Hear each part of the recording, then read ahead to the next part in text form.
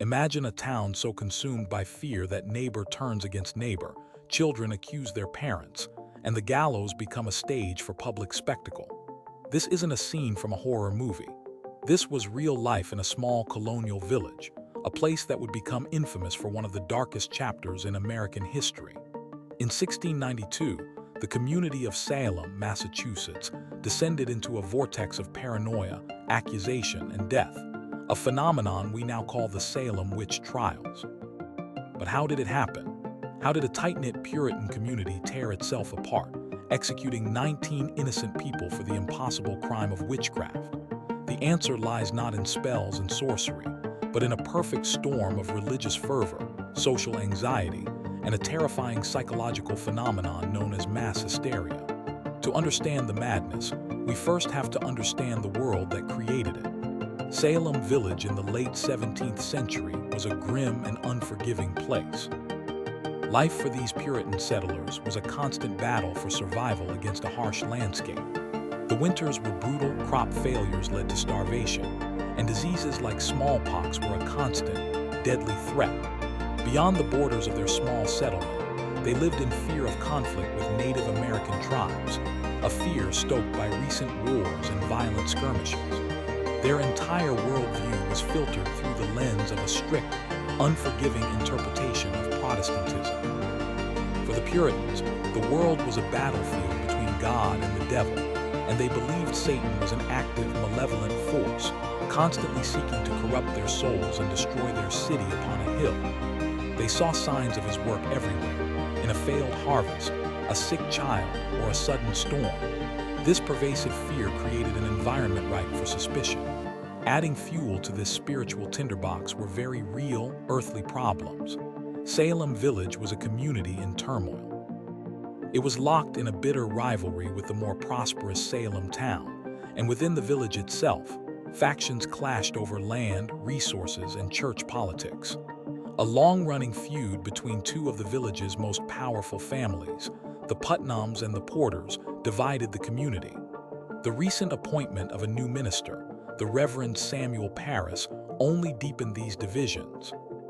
Parris was a rigid and greedy man, and his demands for a higher salary and ownership of the parsonage alienated many of his parishioners. The village was a powder keg of resentment, anxiety, and deeply ingrained superstition. All it needed was a single spark to ignite. That spark came from inside the minister's own home. In the bleak winter of 1692, Reverend Parris's 9-year-old daughter, Betty, and his 11-year-old niece, Abigail Williams, began to exhibit terrifying and inexplicable behaviors. They would scream uncontrollably, contort their bodies into unnatural positions, throw things, and make strange, guttural sounds. Soon, other young women in the village, like Ann Putnam Jr. and Mercy Lewis, began to show the same horrifying symptoms.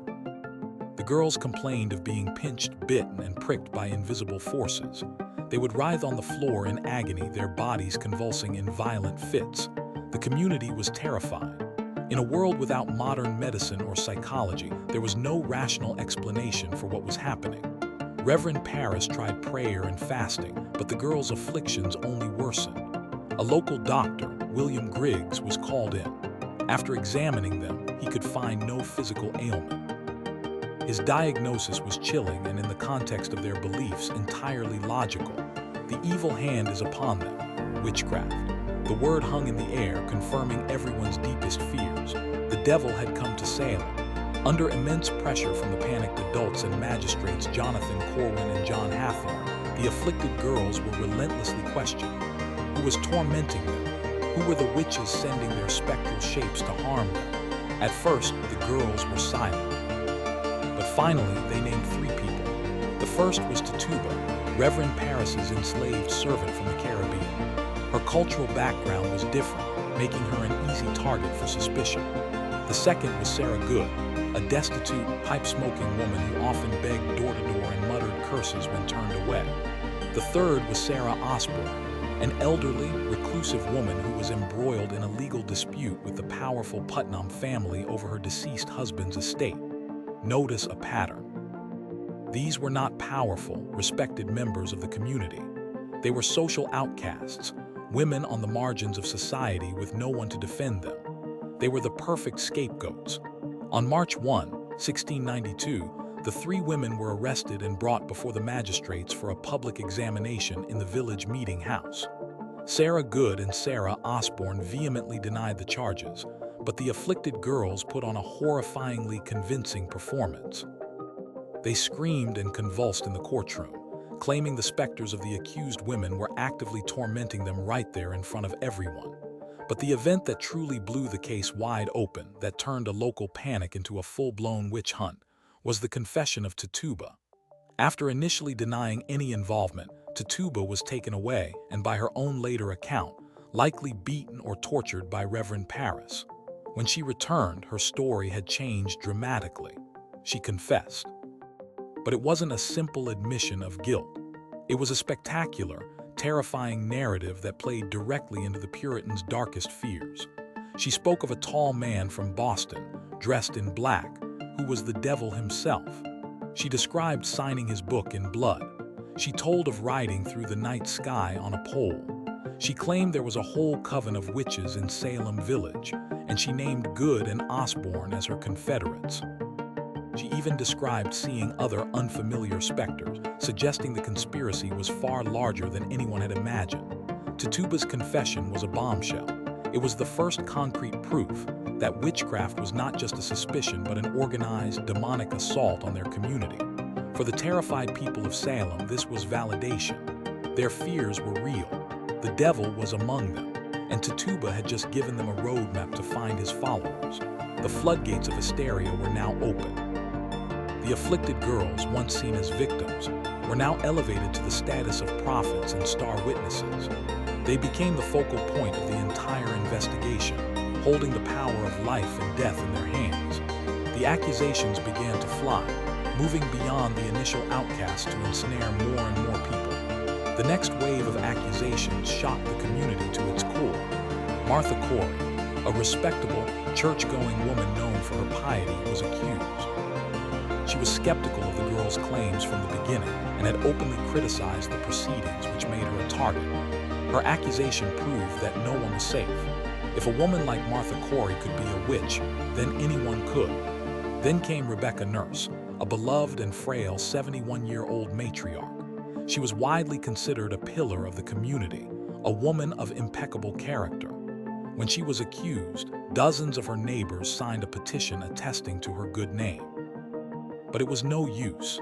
In the courtroom, the afflicted girls would fall into fits at the mere sight of her.